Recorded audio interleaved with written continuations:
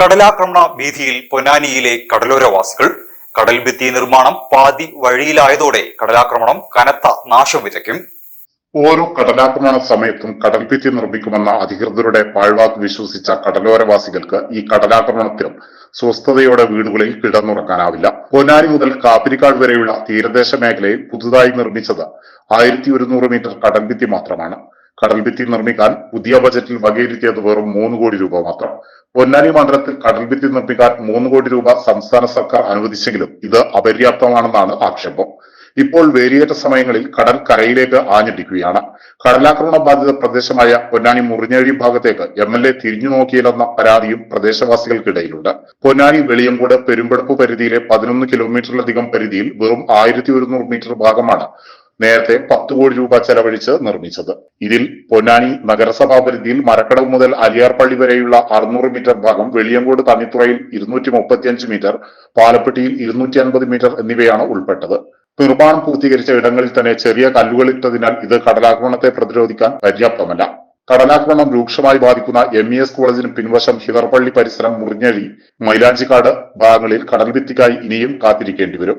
നേരത്തെ ഉണ്ടായിരുന്ന കടലാക്രമണങ്ങളിൽ ഈ ഭാഗത്തെ കല്ലെല്ലാം മണ്ണിനടിയിലാണ്. ഇതിനാൽ വീണ്ടും ഒരു കടലാക്രമണം ഉണ്ടായാൽ വലിയ നാശനഷ്ടമാകും സംഭവിക്കുക. അതേസമയം താലൂക്കിൽ പൂർണ്ണമായും ടെട്രോപാഡ് സംവിധാനത്തിൽ സുരക്ഷാ ഭിത്തി നിർമ്മിക്കുന്നതിന് ചെല്ലാനത്തു നിന്നുള്ള സാങ്കേതിക വിദഗ്ധർ പൊന്നാനി താലൂക്കിൽ തീരദേശ മേഖലയിൽ നേരത്തെ പഠനം നടത്തിയിരുന്നു. ചിലയിടങ്ങളിൽ മാത്രമുള്ള കടൽഭിത്തി നിർമ്മാണം കടലാക്രമണ സമയത്ത് കൂടുതൽ ദുരിതം വിതയ്ക്കും.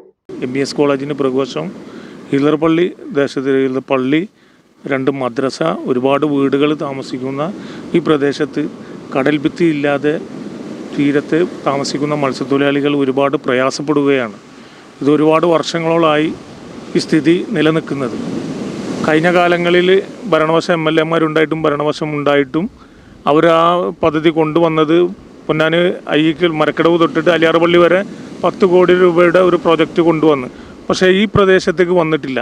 പൊന്നാനിയിൽ നിന്ന് ജയിച്ച് ഒരു ഭരണപക്ഷ MLA ഉണ്ടായപ്പോൾ വളരെയധികം പ്രതീക്ഷയോടെയാണ് തീരദേശത്ത് താമസിക്കുന്ന ഞാനടക്കമുള്ള ആളുകൾ ഈ കടൽഭിത്തി വരും, ശാശ്വതമായ രീതിയിൽ ഞങ്ങൾക്ക് ഇനിയുള്ള നാളുകളിൽ അന്തിയുറങ്ങാം എന്ന് ഞങ്ങൾ പ്രതീക്ഷിച്ചു.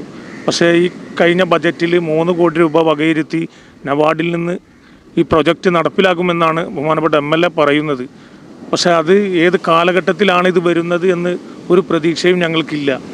കാരണം എന്ന് പറഞ്ഞാൽ തീരദേശത്ത് താമസിക്കുന്ന ഇപ്പോൾ തന്നെ കടലും വീടും ഒരു 10 മീറ്ററിനുള്ളിലാണ് ഞങ്ങൾ താമസിച്ചുകൊണ്ടിരിക്കുന്നത്. ഞാനൊരു കോൺഗ്രസ് പ്രവർത്തകനാണ്.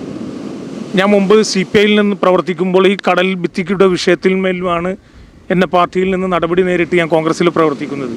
കോൺഗ്രസ്സിലേക്ക് വന്നപ്പോഴും ഭരണപക്ഷത്തൊരു MLA കിട്ടിയപ്പോഴൊക്കെ ഞങ്ങൾ വളരെയധികം പ്രതീക്ഷയോടെയാണ് ഈ പദ്ധതിയുമായിട്ട് സർക്കാർ കൊണ്ടുവരുമെന്നുള്ളത്. പക്ഷേ ഈ 3 കോടി രൂപ വകയിരുത്തി അതിൽ ഞങ്ങൾക്ക് ആകെ ഒരു സങ്കടപരമായിട്ടാണ് ഉള്ളത്. കാരണം എന്താണെന്ന് വെച്ചാൽ അത് ഏത് കാലഘട്ടത്തിലായിരിക്കും ഇത് വരുന്നത് എന്നുള്ള MLA വ്യക്തമാക്കിയിട്ടില്ല.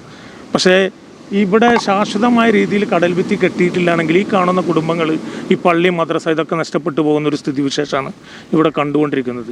ഈ വിഷയത്തിൽ MLA ഇവിടെ വന്ന് ഇവിടുത്തെ ഇതിൽ വേണ്ട നടപടികൾ സ്വീകരിച്ച് ഈ തീരദേശത്ത് താമസിക്കുന്നവരെ ശാശ്വതമായ രീതിയിൽ, ഒരു സുരക്ഷിതമായ രീതിയിൽ അവരെ മാറ്റി താമസിപ്പിക്കാനുള്ള ഒരു നടപടി സ്വീകരിക്കണമെന്നാണ് പറയാനുള്ളത്.